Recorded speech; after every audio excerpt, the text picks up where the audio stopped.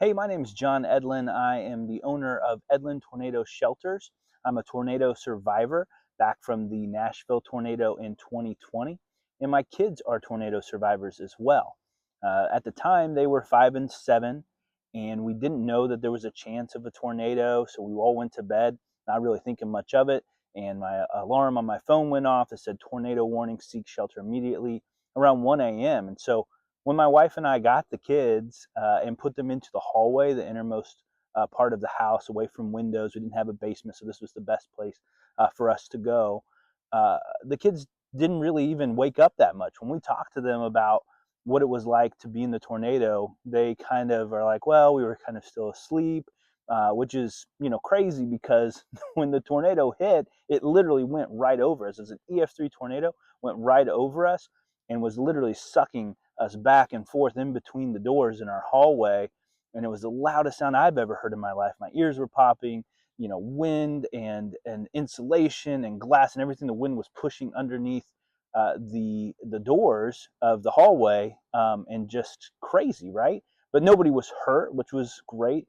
And honestly, it was hard for an adult to even process what was happening because you don't hear those noises every day.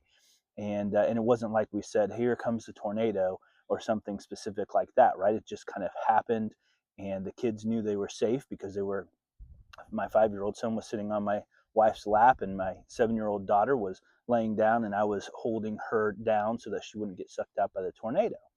And so this very, pivotal moment in their lives that they kind of remember, kind of don't, it didn't create necessarily a huge amount of storm anxiety right off the bat because they didn't know what had happened. But I think, after the tornado happened and the house was demolished and all their toys got, thrown away because there's so much insulation and glass in every toy, they couldn't keep them. And then they started hearing the stories of what actually happened. They started hearing about how serious this was. It made them kind of think, especially at an age of 5 and 7, like, oh, okay, anytime that there is a weather event coming or a thunderstorm or something, this could and probably will end up being a tornado. Obviously, we know that's not true. I had lived 33 years before a tornado had even come close to me, and so like I knew that wasn't true, but they didn't, and so that created a lot of storm anxiety in them. So we were trying to figure out a way as a family to better help their storm anxiety in a way that was loving and kind, and also not lying to them, right? Like, because my first thought was, well, we'll just tell them like, hey, that's super rare, it's never going to happen again, because we don't know that it could, right? That's not likely, but it could happen again. So we didn't want to say that. We also didn't want them going to school and the kids are saying, oh, there's a chance of a tornado, and they say, oh no, my dad said there's no chance of a tornado, or my dad said that I don't need to worry about that because we won't get hit, because that's not good either, right? Like, we still want them to be prepared.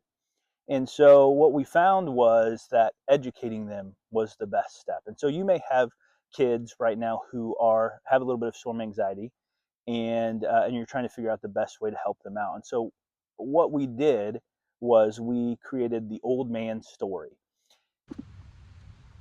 Sorry about that. My mic went out of battery, but I think I'm close enough to where you can hear me without the mic.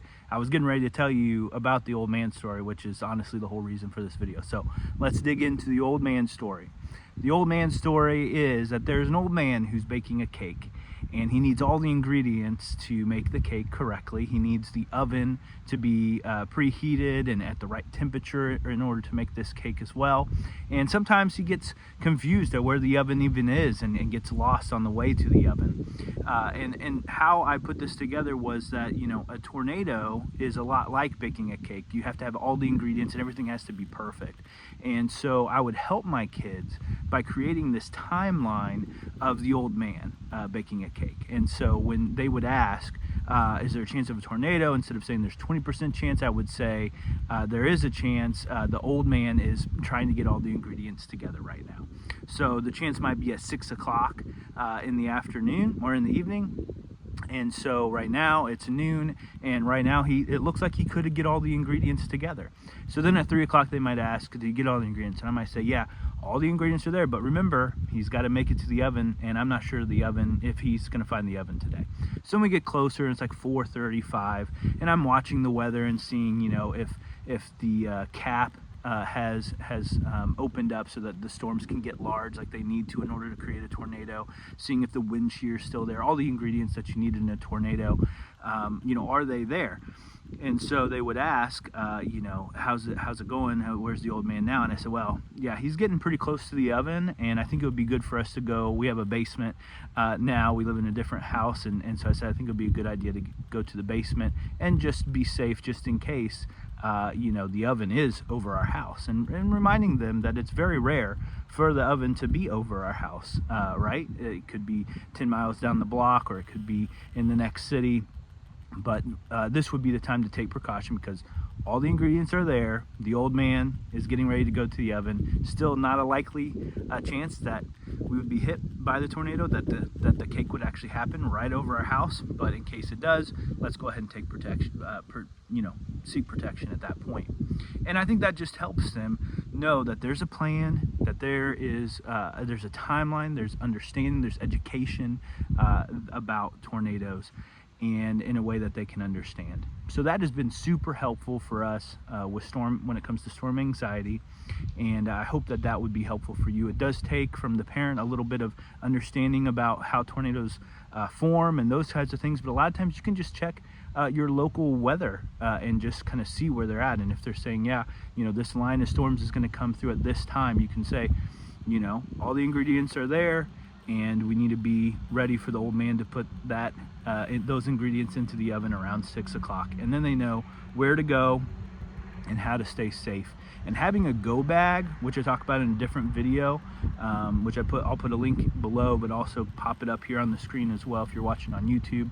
That's really important. And so I did a whole video on how to create a go bag, and this was with my son's old backpack and just putting things in there. But having that on a hook in the place where you go in case of a tornado helps storm anxiety too. Your kids knowing that there's a plan, that you have everything you need in that go bag, and that you know that the old man actually might make a cake this time, is important for them to know that they're safe. And I think that's going to help their storm anxiety.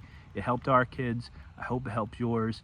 Be the hero, have a plan, and keep watching content on this. I'll try to educate you as much as I possibly can so that you're prepared for this tornado season coming up. Thanks so much.